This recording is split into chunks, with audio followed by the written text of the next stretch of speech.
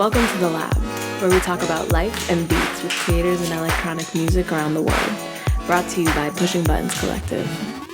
So today we're talking with a dope beat maker producer from Elizabeth, New Jersey, by the name of Brain Orchestra. What up? He's definitely been a staple in the New York, New Jersey beat culture scene.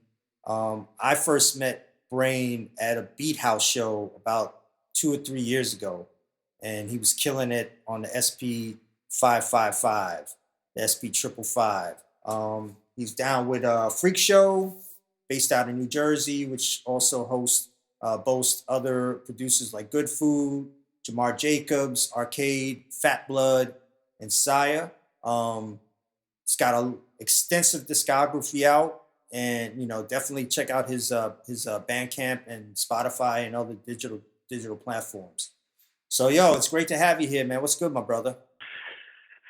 Chilling, man. Thanks for having me, yo. Just another day chilling, trying to get by, you know what I mean? Word.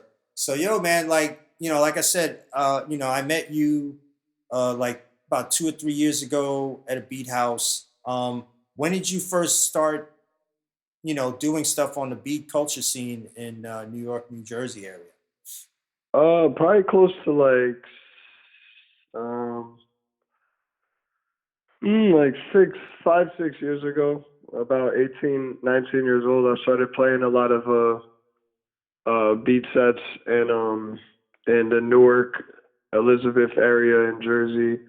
It was sort of like a foreign thing out here. Not a lot of people were like used to beat sets or really ever seen them live. So I had like been exposed to like the beat scene early on, like watching Boiler Room sets, and I had watched the set by Sam I Am, and like really inspired me to like push the boundaries of what we could do in the with production and live performance. So about like 5-6 years. So were you making beats before that, and then from there, that's when you started getting into performing them? Well, a little bit, yeah. I was emceeing a lot, actually coming up in like middle school, high school, just rapping and stuff, and we would do like little local shows at bars and stuff, and then I got into actually producing my own stuff, and was exposed to the whole beat, the whole beat community and everything that was going on. I was like, damn, this is like so sick. I would love to like be a part of this, because it was like historic. It was like everything was like really inspired by the greats, like Dilla and Nujabes and Madlib and just all these types of beats that I've already were accustomed to listen to. So it was like really tight, to see that. But being starting with emceeing and beats and furthering it into beats. Word. So I mean, as far as you said, you started out in New Jersey doing shows out there. Like, what was that scene like? And when did you make the jump to start doing stuff in New York and beyond? Yeah, man. It was different, man. It was like my area, there was a lot of creative individuals and just not a lot of spaces or just places to express ourselves. So we were just finessing a lot of situations with like bars and backyards and basements, and we started bringing our homies together. And a big thing we were really getting into was like doing like punk and hip hop shows combined. Like we were just getting a lot of our friends who played in punk bands, and then it's just a different thing to be around. It was cool because we all realized that we were doing something a lot bigger than us early on. You know what I mean? And furthering from like Elizabeth to meeting people in Newark and exposing that crowd, showing them like the whole side of the beats and raps and the punk and hip hop shows. And the jump to New York was man, it was like, I don't know, it's like it's hard to say. It kind of happened like mad random. I guess we were just like getting connected with a lot of people in Newark who had connects in New York, and I remember one of my first shows in New York was at Webster Hall like years ago in the basement with the Wow. homies. That's dope. Yeah, yeah, I did like a Webster Hall basement show with a bunch of underground fools, and it was a tight show. It was like at the time, man, like I'm gonna keep it real, like I wasn't like I knew it was something serious, but I wasn't like gassed. I was just like, oh, like this is like really cool, like Webster Hall, and I didn't really think of anything of it, you know. But I think back at it now, and I'm like, damn, I could have been like, I could have gassed it up a little bit more. I guess I wasn't trying to be like, you know what I mean? I wasn't trying to like chew my own horn. Like I really don't. I mean, I was just like, yo, I'm just gonna go to this dope ass venue, and you know what I mean? Like, I've seen that a lot of legendary people have passed through it, so just Yeah. wanted to place my mark. I wasn't really trying to like talk my shit about it, but that was definitely one of the cooler things to be a part of early and be able to play over there, you know. And then with the beats, um, you know, just SoundCloud and you know the upbringing of the early SoundCloud beat era and shit, like people connecting and wanting to link all these dudes that were in the scene, you know, well, the community really, and just seeing how big that was, or that already was, you know, coming from Jersey and thinking like, damn, like they definitely have a situation now in New York, so it was definitely something cool to be a part of and you know shift over to. It's interesting you mentioned not really promoting your Webster Hall performance back in the day, but I feel like you're really good at marketing your own music, your own drops, and it feels really natural and organic. How do you balance not tooting your own horn, but also putting yourself out there and connecting with other communities? I mean, I've learned that you could I mean, I feel like force feeding that type of stuff on people is not like cool to me. I mean, it could work for somebody. It's never really worked for me. Um, what did I like? It's not that I, you know, like I knew it was a serious thing. I just didn't want people to feel like I was acting Hollywood because I'm playing at a big venue. You know, like I done played mad big shows, and I'm still like, you know, like quote unquote struggling artist or whatever. You know what I mean? But I do appreciate that though because it's like I don't know. I just like to show people like where I'm coming from in the most organic way possible. I don't want you to feel like I'm above you because I'm playing at some, you know what I mean? Because I'm playing Yeah. at some venue or with some people. Like that really don't mean nothing. Like it's more so like, hey, like this is kind of epic. If you want to come, you could come. Because at the end of the day, people are gonna, you know what I mean? You Yeah. could gas it up all day, and Yeah, the yeah, people who yeah. are gonna care, and the people who don't give a shit, they're really not gonna care, you know. But that's the thing. I don't really worry about that. I kind of just focus on gravitating towards people who actually are like, oh, this is gonna be a dope event because it's at this area with this artist, you know. And I just try to keep it as organic as possible for the people that follow me. I don't want them feeling like there's like a side to me that they got to figure out. Like they kind of just get it right there, because you know. So I feel like anyone listening to your music can see that you're influenced by the greats in the scene, the Jay Dilla, you mentioned the Javis. How would you describe your sound though? I feel like Brain Orchestra is definitely a vibe and you know what you're gonna get when you're listening to your music. How did you begin to hone kind of what makes your music and in spite of being influenced by such amazing people sounds? For sure, yeah.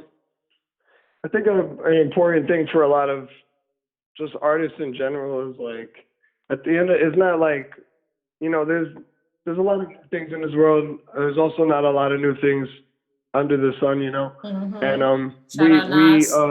yeah, that ass. But we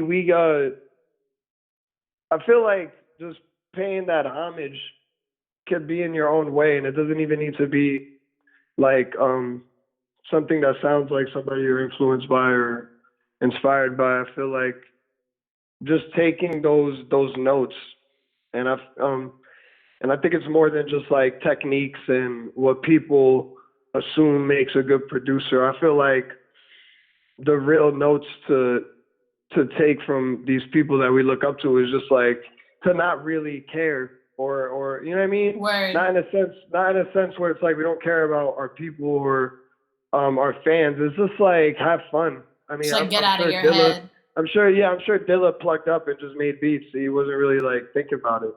I mean, we think about it hard and we have a process, but like I sit down and I just like to create as I go. I don't really want to sit there and think too hard about the shit. You know, like that's why I try to like provide different flavors because I'm like, here's something new I tried that reminded me of this, and I added my own pizzazz to it. You know, and but yeah, it's just like keeping an open mind to stuff because that's how people. That's how these people. That's why the people we look up to are pioneers. Like you know what I mean? They kept their mind open, and that's why they got the flow that they got, or the pocket, or the sample choices, or whatever. It's just keeping your mind open and having fun. Really, so not thinking too hard about whatever process you're doing, whether it's like beats or painting or whatever. You know. Word. Well, I mean, for me, I mean, what like Bamada said, you definitely have a vibe. I mean, for me, you know, I come from the world of MCing just like you do, and it's just like those are just like backseat freestyle beats. You know, I know it's deeper than that. You know what I'm saying? But it's definitely like your beats are existential to me. You know what I'm saying? Like they take you to a place, and it just like lets your mind go free. And we're gonna get into this song off the Havens album by Brain Orchestra called Sun and Moon.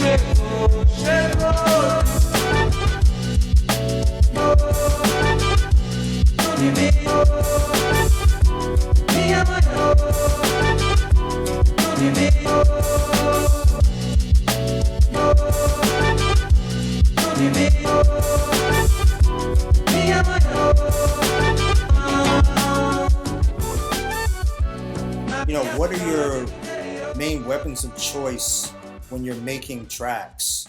Like, you know, putting the music together, like sampling, do you play stuff? You know, what hardware, what software do you use? Word, yeah. A lot of the times I usually start with either listening to a sample of some sort or making some type of drums either on Ableton or on the MPC. And what I mean by sampling, like either like records or on YouTube. You know what I mean?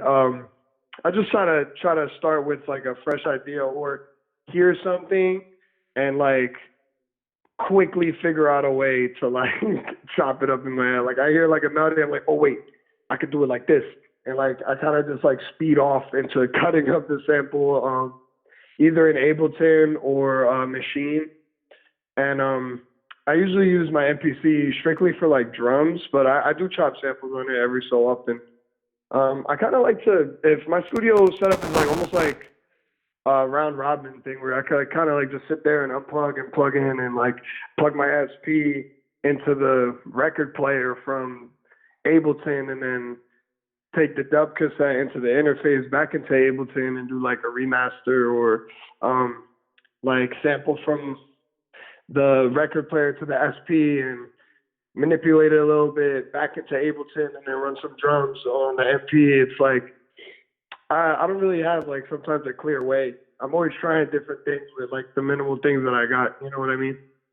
Which is why I want to keep getting more things because I just I love I like whenever I'm in a studio with a bunch of shit, I'm just having so much fun. I'm like, yeah, bass guitar I've never really played, but fuck it, like plug it in. like let's just do it. I mean, because that's just like, I mean, that's how jazz artists was learning. Like they'd pull up and they would play instruments that they didn't play. Like, you know what I mean? They would try different things. They would just pick it up and go ahead. And Just get because experimental with it. yeah, I mean, my homies in Conundrum out of Jersey City, you know, shouts to them. I love sitting in their practice because they'll practice and then they'll all jump on different instruments and start playing, and it's like, damn, like this is epic as hell. You know what I mean? And we could do that. We're allowed to do that with all the type, regardless if it's a laptop and VSTs or a bunch of hardware. It's a, you know, like you know what I mean. So True, true, true. So, I mean, out of all that equipment that you mentioned, what was like the first piece that you got where you first really, okay, I'm gonna do this, I'm gonna go on this beat journey. What was that like? Like, what was that piece of equipment? oh, the machine for sure. The Machine Micro or I had the first machine, wow, So Legacy, like OG, like orange button machine. Legacy. Yeah, I was wilding.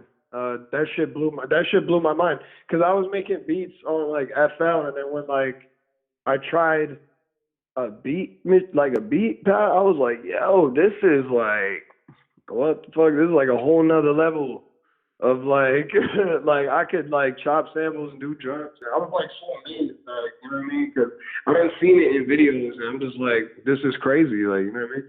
So it really like I was just that was probably the best time in my production. Not sound wise, just like and not that I don't have fun. I still have like the most amount of fun ever, but during those times, like I listen to beats that when I find beats from like super long ago, and I'm like, damn, like I was experimenting, son. Like I really was not thinking about, oh, I need to add drums here, or I need to do a bridge. You know, I was just like cooking up, do you feel like and you those are have like, to work harder to be creative and kind of spontaneous now? and well, nah, honestly, nah. I feel like that was the case back then, but I didn't let that block me from being creative. You feel me? Like I was like, okay, I might not be nice at beats, but I could sit here and experiment because I never really tried any of this shit. So I feel like over years you kind of like become more composed to like the way you create, and then you keep experimenting on that. Like you know what I mean? I make hip hop and I make drum and bass beats, and they somehow have a connection by the way I'm like, you know what I mean? The way I'm cutting up a sample Yeah. or the way I'm mixing, like that's what ends up becoming like the composed factor of like, all right, this is your sound, and then you could keep experimenting. But those times were like the most vital times, like my first times, like cutting up samples on machine, 'cause I was really understanding like flow and how to take a sample and completely manipulate time structure. It really like it just blows your mind, you know what I mean? I mean, I'm sure anybody who's been through that definitely knows that shit blows your mind. Yeah, I mean, it's like learning how to ride a bike, you know, Word, word, word. straight up. So, speaking of mind blowing, we're gonna take another break. We're gonna get into "It's True" from Specula by Brain Orchestra.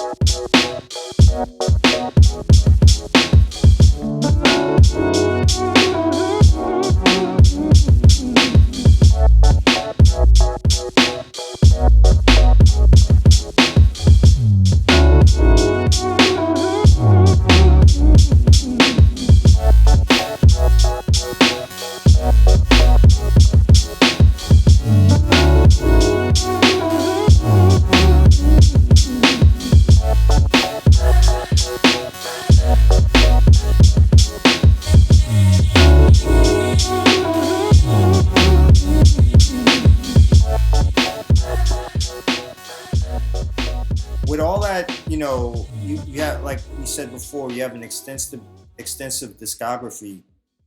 But I know that you also have a normal life as well. How how do you how do you balance your time And you're selling drum kits out here. Yeah, and you're selling drum kits out here, like you doing it. You know what I'm saying? This is a good one. I've been waiting for somebody to ask me about my regular life. No, it's I'll tell you right now, time management. If I could tell anybody that knows me or doesn't know me or whoever listens to this, like time management is key with anything. And I learned that over time that I feel like it's like I don't know, it's like a conscious decision with this music stuff. Like you really got to be down to sacrifice a lot of things. You know what I mean? What does that mean for you? Feel like I respect if people want to do it as a hobby, and I also really respect. I respect people who want to do it as a lifestyle, and there's no right or wrong way between it. But I feel like during my regular life, it took me a really long time to learn time management and figure out how I wanted to, I guess, live my life to be able to be an artist. Because I'll be real. Like I hate bosses. Feel me? I hate people telling me what to do in the wrong way or like looking down upon me over a paycheck type shit. And the past few years, I had like a lot of like that was my rough areas, like keeping a job and you know what I mean, being able to keep a job and learn people skills with people that were above me. Like I just didn't want to accept that because I felt like I had something greater than some boss telling me what to do or treating me like shit. You know what I mean? Like I had something way better than that. So I feel like I learned how to figure out what I liked in life besides music to further that, you know what I mean, and make that time management work out for me to be able to wake up and kind of like, I could go make beats right now. You know what I mean? I could go work in the studio right now if I have a client, and that takes a long time. But, just learning how to maneuver through life. Like I work at a vintage store right now that my boy Izzy owns in Jersey City, and like it's not music related, but it's something I like, and I don't mind doing it. You get what I'm saying? And it allows me to be the person that I am and speak to about people with you know what I mean? Speak to people about music and you already know style is a big part of hip hop, and it's just like, you know what I mean? All those things make the shit make more sense than me waking up at 5 a.m. and working construction, because I did that, and that shit like it like put me in like a really weird mental state. It just doesn't feel right, But because it's all about time management and learning how to monetize what you do and just time and money management. I mean, I done been broke as hell, and I don't mind that because everybody goes through that. You know what I mean? But it's getting out of those ruts and still figuring out how to keep the shit alive. Because I've seen a lot of people will go through like something crazy that will either mess their whole money up or, you know what I mean, get fired from a job, and then it's like people will give up, and that's not wrong. That's not wrong. It's just, say it again? I'm saying like it's not wrong to give up and take time for yourself, but like I guess that's just the type of person I couldn't do that. Because I feel like if I did that, I wouldn't be as like motivated, or I was just saying, you know what I mean? It's weird. Nah, it's not weird. It's real. It's real. I feel that. Yeah, I feel like a lot of people don't get to hear that a lot. Because you feel me, like you said before, like you see my page and it seems, things are organic, and I'm trying to show people my life, and that's exactly what I do. But a lot of people don't know a lot of the things that go on with artists besides being an artist, like, or besides seeing their social media. You know what I'm saying? We could look at somebody's page and think that things are good or they're moving, but it takes a lot of work. So like time management and stuff, really. In the moments where it gets hard, or you feel like you're kind of strained for time, or you're not managing it as best as you could, what do you find yourself kind of saying to yourself or looking out for to lift yourself out of those moments? Hell yeah, man! I go through that a lot. I just kind of I kind of have to sit myself down and weigh out what's more important to me. You know what I mean? Hell yeah. And that's what everything. That goes back to like me saying like jobs and friendships and people. Like I would sit down and tell myself like, yeah, this job is like helping me pay my bills, but if I kind of want to, I feel like I could do this way better and figure out a way, to make it work. And then I mean, we always end up making it work. You know what I mean? That's the thing. It's all mind power. You feel me? So I feel like I put my mind enough to make things work so many times that when I get into that rut, I kind of just be like, yo, you gotta shape up and go do something or go get inspired, go take a walk or just try. You know what I mean? True. I mean, speaking of inspiration, I mean, if you see on Brain Orchestra's Bandcamp page, you'll see that a lot of his projects are under a series called Love Tones, and it spans over different projects like Elevatum, Speculo, Patterns, and others. Let's talk about that. Like, what was the what's the science? What's the meaning behind that theme that you have throughout these albums? Word. I felt like the Brain Orchestra name was just who I am and just that how we use our mind to think of ideas and things like that, and at the end of the day our mind is processing everything like thoughts to sit down and create whatever, whatever controller, keyboard or laptop. And I felt like the whole Love Tones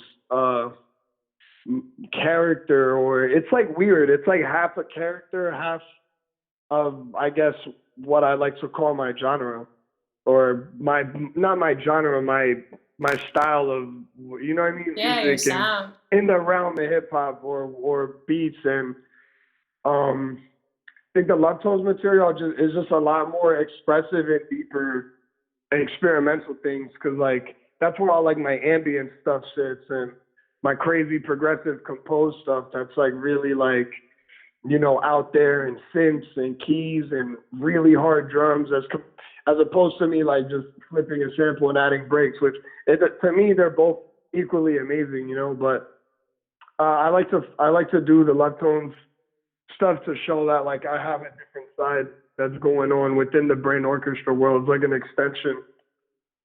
You know what I mean? Because I feel like I can't like I just don't want to be like making one type of stuff, but I felt like the difference in styles made sense. You know what I mean? Like it was just like a cool thing to go by, So I felt like it, and it's really dope that people understand it and realize it. That was my goal. I'm like, if people could figure out what this is, or even remotely kind of guess, then it makes sense. Like it's cool. Like that's what I wanted to show people, that I could touch base different ways, and that when you're listening to Love Tones material, it's gonna be different than like straight Brain Orchestra stuff. True. So listen, we're gonna take one more break, and right now we are going to play Messenger from God's Route.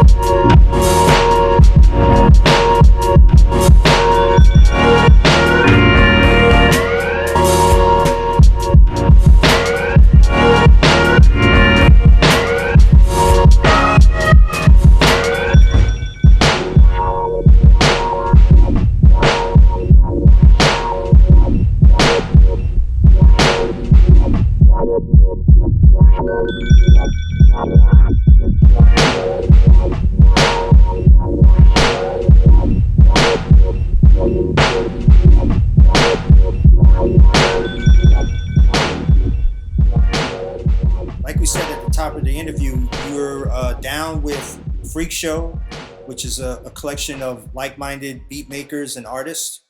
How did you Mhm. guys connect, and what's going on with you guys right now? Yeah, man. We all met through a show in West Orange, New Jersey, where I had gotten booked, and Crack, Arcade, Jamar Jacobs, uh,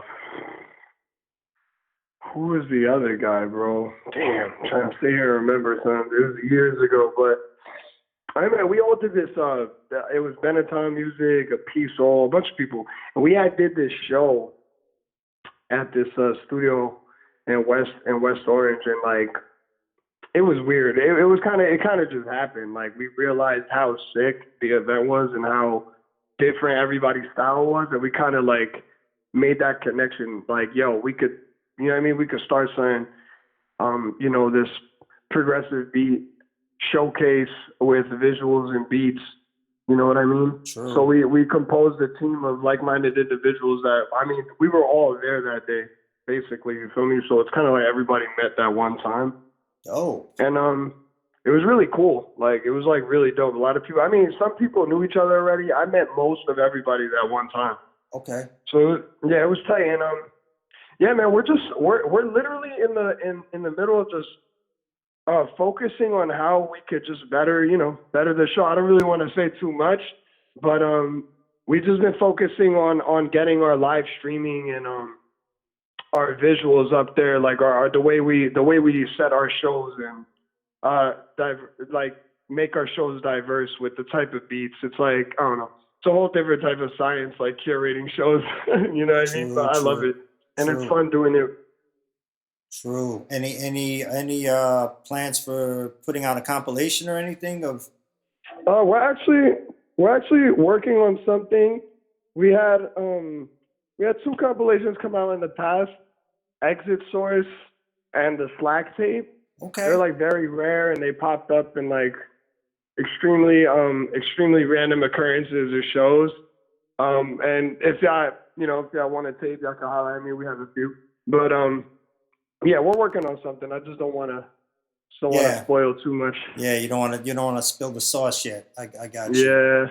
Yeah. So another thing you mentioned that when you started your journey as an artist, it was as an MC, and it seems like you've returned back to that with your latest offering with Divine Drummer, the warm up. Mhm. I mean, you got busy on that, man. Like how did that come about? Like how did you link up with Divine Drummer, and yeah, just walk us through that process, because it's that track is crazy. Appreciate you, man.